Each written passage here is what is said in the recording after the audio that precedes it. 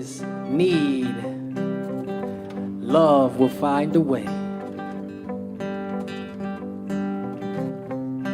There is a space in my heart where I find the truth.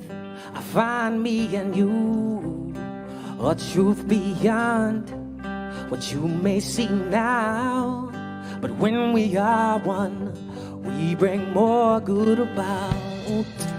No matter who or what you call yourself or where you come from, yeah. There is a place in this world with open arms right now. Welcome to love and welcome to peace. Welcome to our community. Be who you are and let your light shine. We're so much more when we unite. You are welcome here. You are welcome here. See when new eyes allow and unfold, embrace and let go, trust the flow. There's a freedom in love when you follow your heart. Together we are stronger than we could ever be apart. No matter who or what you call yourself or where you come from, yeah. There is a place in this world with open arms right now. Welcome to love, welcome to peace, welcome to our community. And be who you are, and let your light shine. We're so much more when we unite. You are welcome here. Love is welcome here. And breathe in and out. Slowly feel all that's around you. And all that you feel. And all that you know. Let it go. Welcome to love and welcome to peace. Welcome to our community. And be who you are and let your light shine. We're so much more when we unite. Yeah, when we unite. Oh, oh, oh. We unite. Yeah, yeah. When we unite. Oh, yeah, yeah. Break it down, guys and gals. You are welcome here. Love is welcome here. Peace is welcome. You are. Now, if you'd like to sing a song, it goes, you are welcome. You are welcome here. Love is welcome. Peace is welcome here. You are welcome here.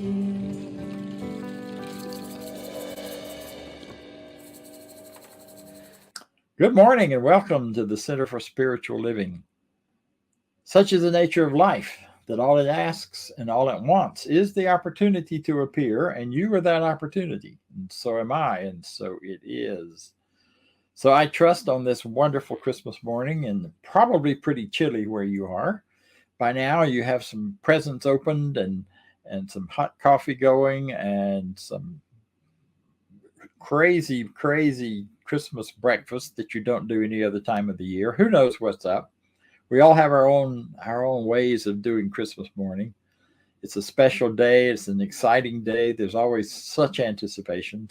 So whatever you're celebrating today, whether it's Hanukkah or Christmas or Kwanzaa or Saturnalia, or you're still in the afterflow and the afterglow of celebrating the solstice, which is actually the granddaddy of all of these celebrations because it's the one that we all experienced earliest and most universally in our development as human beings and as a species.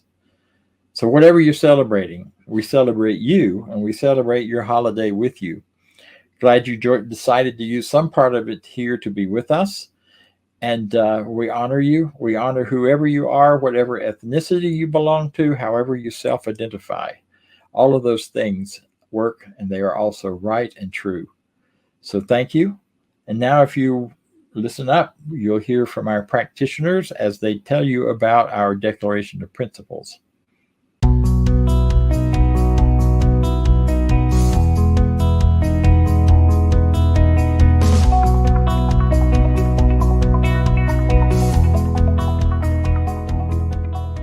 I believe in one God, one absolute power and first cause to all things.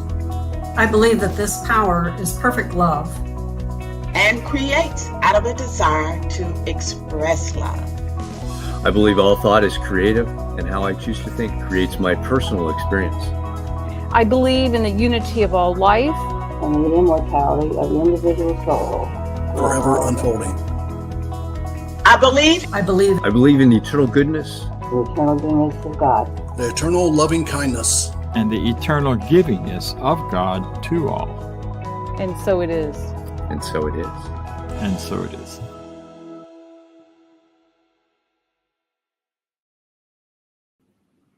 It's always wonderful when we talk about practitioners to be reminded that there are people in the organization who are here for you. They are here to support you in whatever way is needed as they have learned to use these ideas and this teaching to really change their lives, to bring about such great goodness and to go beyond any challenges that may have shown up. And so I'm grateful that today we have Norma Roberts to share wonderful reading and treatment for this Christmas morning. Good morning to all of you and a very Merry Christmas. You know, during the Christmas season, we need to talk about, or we are talking about really, the birth of Jesus.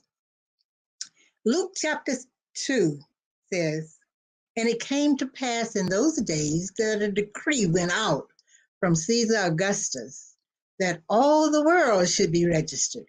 So all went to be registered, everyone to his own city. And Joseph went to the city of David, which is called Bethlehem, because he was of the house and the lineage of David, to be registered with Mary, his betrothed wife, who was with child. So it was, while they were there, the days were completed for her to be delivered. And she brought forth her firstborn son, and wrapped him in swaddling cloths, and laid him in a manger, because there was no room for them in the inn. Now, there were in the same country shepherds living out in the field, keeping watch over their flock by night. And behold, an angel of the Lord stood before them, and the glory of the Lord shone around them, and they were greatly afraid. Then the angel said to them, "Do not be afraid, for behold, I bring you good tidings of great joy, which will be to all people. For there is born to you this day in the city of David a Savior, who is Christ the Lord. And this will be the sign to you. You will find a babe wrapped in swaddling cloths, lying in a manger." And suddenly There was the angel of multitude of heavenly hosts praising God and saying, Glory to God in the highest, and peace, goodwill toward men.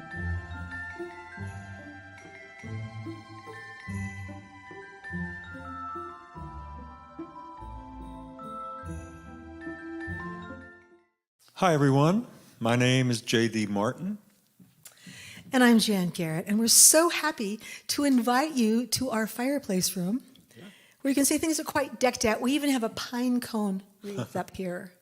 We're going to do a really lovely song for the holidays for you. It's called A Celtic Christmas.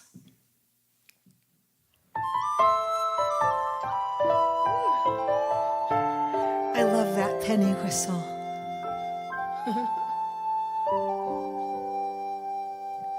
We gather at the darkest time to welcome in the light and celebrate the first Noel upon a Christmas night.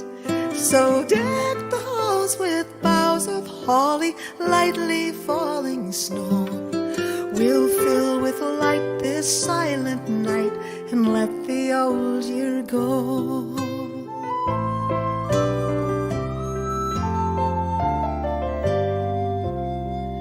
Unfolding holy labyrinth, the turning of the year, we end our simple pilgrimage upon a midnight clear. And even through the darkest night, the longest, deepest cold, we'll hear the angels singing in the chambers of the soul. And all is well beyond what we can see, and all is well, and evermore shall be.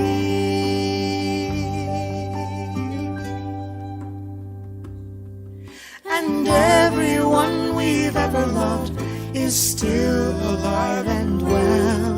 The heart remembers everything as far as I can tell.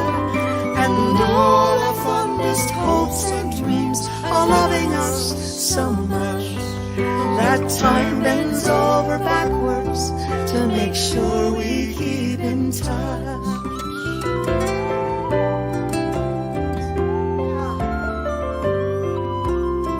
So let us sleep in peace and with a grateful heart awake and greet a new beginning with the dawning of the day. And the angels we have heard on high are with us all along, and we'll join the joyful chorus singing heaven and nature's song.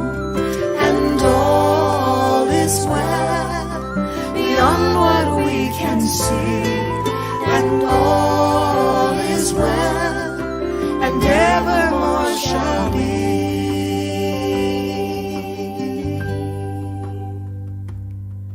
And so we thank our lucky stars at times when we're apart. We'll always be together in this kingdom of the heart. God rest you merry gentlemen, and all the ladies too. And as the years go rolling by, may all our dreams come true. God rest you merry gentlemen, and all the ladies too. And as the years go rolling by, may all our dreams come true.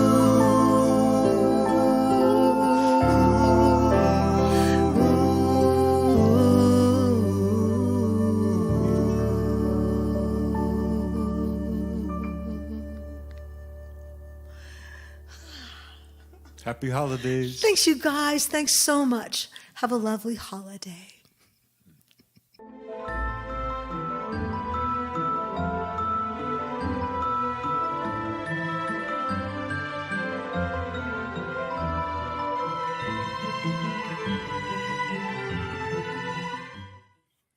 The Christmas story, the story of the birth of Jesus is a myth in the sense that it's a truth that is of a story that has never, may or may not have ever physically actually happened, but is happening all the time in the hearts and minds of all of us. We're talking about the Nativity 2.0. And as we all know from our internet days now, that 2.0 is better than 1.0, and 3.0 shows up, and sometimes those are better, but they are definitely always different. So as we're looking at Nativity 2.0, I want to offer you some perhaps different ideas about it than you may have thought of before. You heard the story of the angels, you heard the story of the announcement, the expectation, the anticipation. And you know, that story on the outside, all of those outer myths and outer stories and outer expressions are symbolic, real and physical many times, but they have a symbolic expression that matches something going on within each of our consciousness, inside of each of us. That's what makes them universal. That's why these stories are universal and can be related to by people, all people everywhere. Whether they decide that they believe in one religion or not, the stories transcend religions. They transcend a particular cultural expression of them. So the idea that something good is coming, something important is coming, something's going to happen, really is central to this early part of the Christmas story, the Nativity. And that happens in each of us. It happens in each of us as we recognize something good is about to happen. You know how you get that feeling some days? You wake up, you feel good, you're ready for the day, and all day long you have this intuition, this niggling, nudging, tugging feeling within you that something's coming, something good, something special, something's going to happen, something's going to wake you up, something's going to come to you that you hadn't expected. I had some of that the other day, and I woke up and I did a little mental spiritual work, did my morning routine, and then I just had this real exciting sense that something good's coming. And within an hour, I got a phone call from someone I hadn't heard from in a very long time, invited me to participate in some ministry and some work here in the Atlanta area, and inviting me back into a relationship we hadn't talked in quite a long time. And it was wonderful. It was delightful. And it was like, the newness has arrived. Something new has been born here, this new relationship. From the past, yes, but new in its present tense, in its present moment.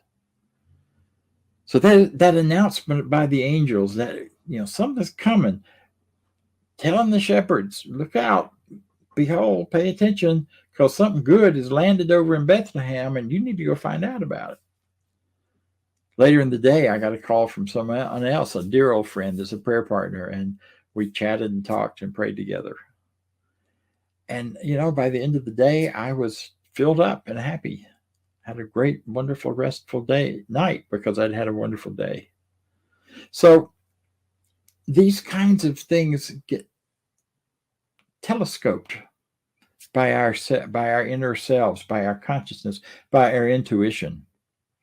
Often those angel stories are your intuition saying to you, or symbolic of the intuition saying to you, something's coming, something's going to happen. It matters. This universe we live in is just a huge, amazing, connected, interacting, collaborating process of energy and information that shows up in all sorts of shapes and forms. I can tell you that if a day comes when I see a hawk, and especially if I run into an eagle somewhere, or see one, not run into them, but see them flying by, I get excited because it's a sign that there's something coming that's good. And whether it was already going to come anyway, or whether my excitement helps to create it, doesn't matter. It's still coming. It's still about to happen.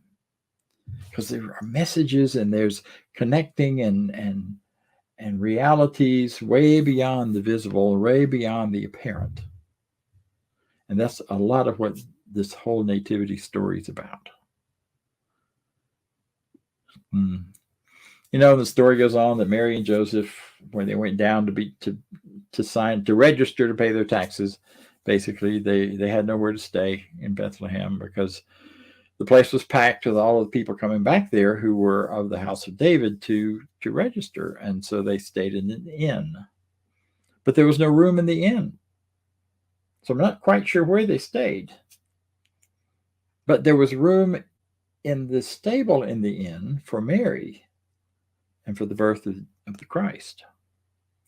And one of the things that's always I've found amusing is that when we think of the story, you may think of the, an inn like this wonderful bed and breakfast with lights and candles in the windows, and it's just this welcoming, sweet, wonderful place. Well, that's not what an inn was in those days.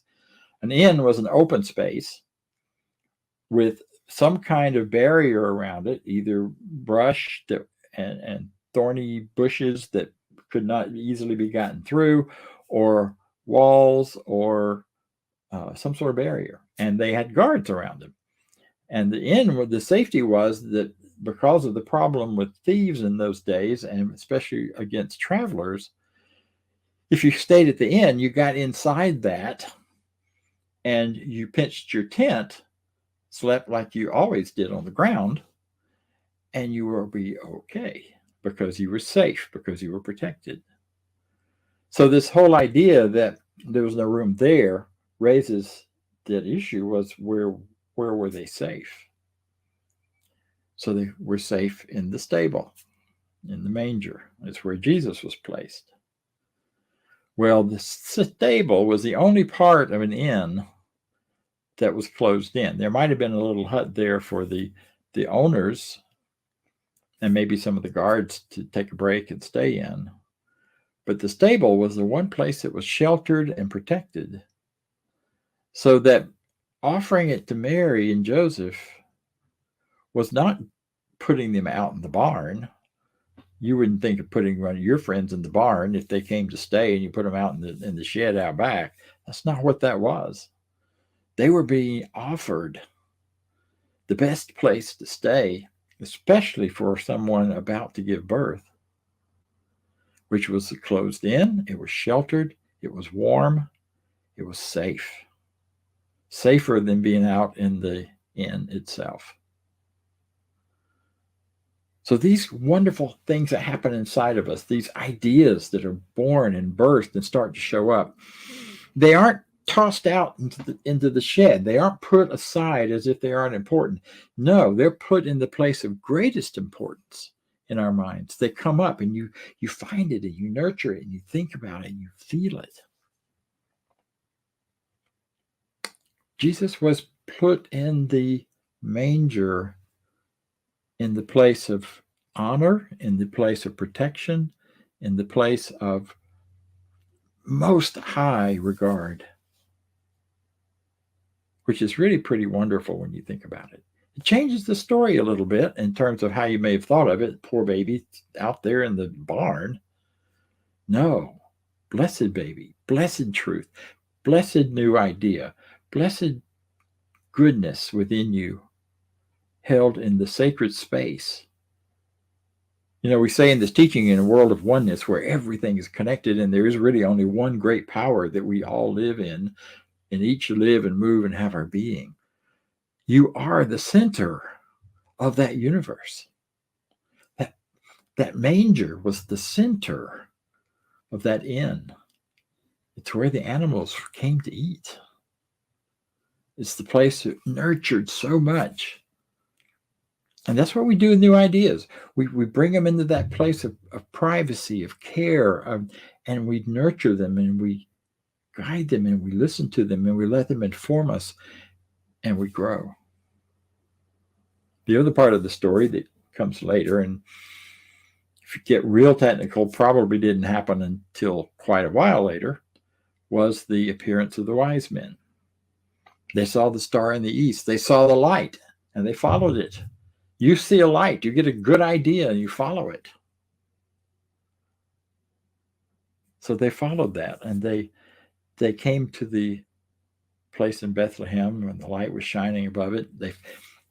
We get ideas sometimes, or we just have an inkling of something and we follow our ideas, and we get out of the way of trying to control it, and we just follow it. We just notice and pay attention. The next thing we know, there we are.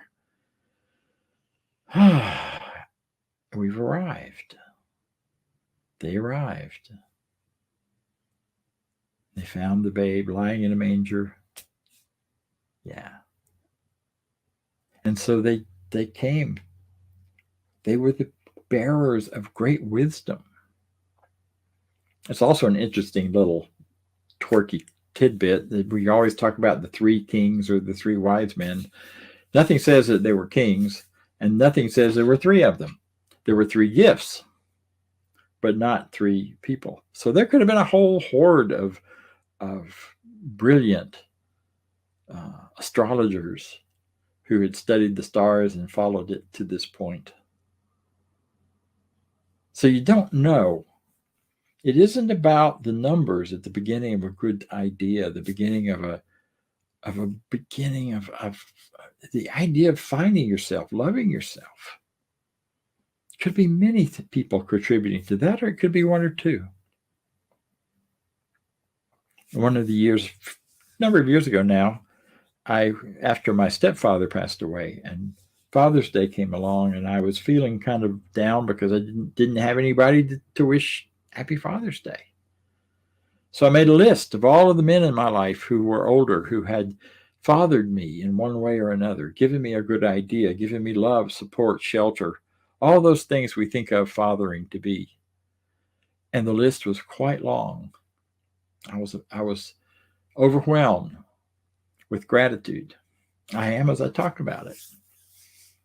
For all the wise ones that came to me and said, here, let us give you a gift of gold, a gift of value, letting you see how much we value you. Frankincense and myrrh, which are things that help you in funerals. There were incense, and there were things that were used in burial, but the significance of that is they were offering lifelong belief in the value of the child. These men did that for me. And so as Father's Day came, I started the phone calls. I started the list and went down the list and called as many of them as I still had information for and that were still alive. It was one of the richest, most powerful Father's Days that I think I've ever experienced. Because I got to give back for all that had been given. And that leads me to the last of these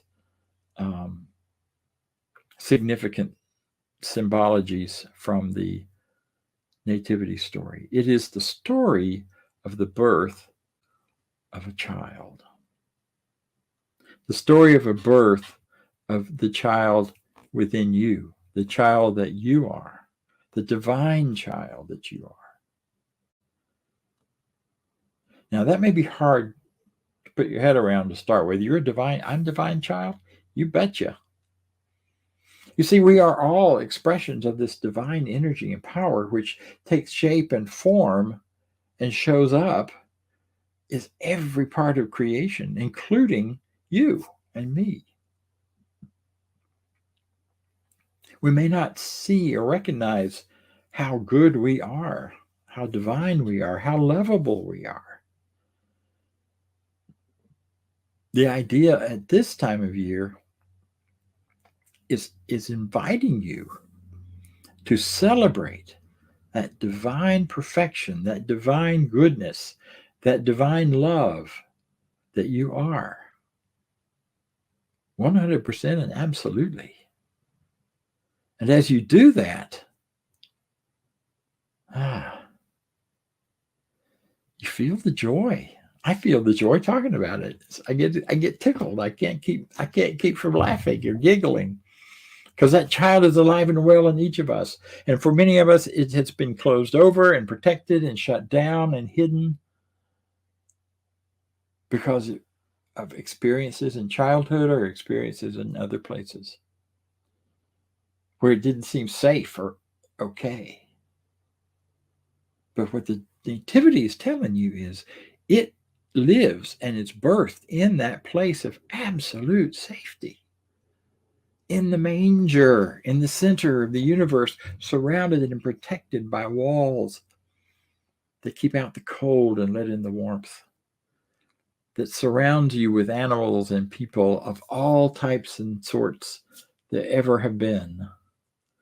They're all symbolic of the multiplicity of our lives and the beauties of our lives. And so as you settle into that awareness, as you see the next decoration or hear the next Christmas song celebrating the birth, accept that just celebrating your birth, not just the birth of 2,000 years ago, but the eternal, forever and over again birth of newness, birth of new light, birth of new being, birth of new beginnings, starting fresh and innocent like a baby. You can do that. You can do that with the power of your next thought, by accepting these ideas, by deciding who you are and who you want to be, by choosing your beliefs instead of allowing other people to dictate what you think and believe and feel. For we adults who've been around the sun a few times, that may be a challenge at times. But it's really easy when you simply let your own consciousness take you back to that manger, to that safe space within you and within me of the birth of the Christ, the birth of the Jesus. Because you see, you are wonderful in that space. So am I. So finally, in closing, I'd like to share with you a letter. This is from Ernest Holmes, the founder of our teaching, written many, many years ago now. And this is what he has to say about Christmas. Christmas is for remembrance. The love manifested through our gifts to each other typifies the offer of life and the givingness of spirit to its creations. The hands of the eternal are outstretched through our hands, and the heart of the infinite beats in the human breast. But the giver must give of himself or herself or themselves. For the gift without the giver is bare. It is not then in lavish gifts that we find true giving, but in the sweet simplicity of remembrance, in the kindly thought and the tolerant mind and the gentle act. Love alone can give love. Sympathy alone can sympathize. And only goodness can really do or be good. The one who gives for reward does not give at all. He seeks to bargain, to trade for spiritual gifts. Hence he senses a loss in his own giving and finds no contemplation or completion through the act. But he who gives half his meat to the hungry feels justified and is warmed by his real sense of camaraderie. He has established an actual unity within himself and other offspring of creation. Great causes succeed when there is a giving of humanity to humanity. When the check must come, with the check must come the one who wrote it, his interest, his enthusiasm, his love. The check must be a symbol of his desire to impact of himself. Then shall it multiply in benefits and do good. Charity is cold, but love is warm. When heart speaks to heart, a divine conversation has taken place, a heavenly discourse. Each of us has something to give. Let each see that he gives of his best. If we are bringing our gifts to the altar of love, nothing less than the best is acceptable. Nothing less than all is enough. May the real spirit of Christmas, the giving of the self, yourself, to life, enter and abide in you now and through all times. And so it is. Thank you. Thanks, Dr. Bob, for that awesome message today. And it is that season of giving. And if you haven't thought about it, you've got the opportunity to donate to CSL Midtown for the end of the year for tax purposes. That's one reason. The other reason is because you're spiritually fed. And that's why I give all year long, spiritually fed here. And we do a lot. And I hope you really, really get a lot from what we do. So with that, you can join me in our affirmation of prosperity, which will show up on the screen, or you can click the QR code that'll pop up and see what you've got an opportunity to give. So you can go to cslmidtown.org and click the donate button, or click the QR code and it will take you right there. So now our affirmation of prosperity. I live in a universe of abundance. As I freely and joyfully give, I join in the divine flow. And all that I share with life returns to me multiplied abundantly. And so it is. Back to Dr. Bob for announcements. So thank you, Vance, for that. And I will simply add to it that we do have some wonderful things coming up in the new year. We'll see you next Sunday for a releasing ceremony and for a talk on releasing and affirming.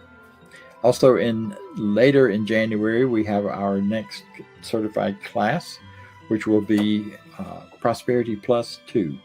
So look forward to that. Look forward to those announcements and how to sign up and to get involved. So before you go today, know some truth with me.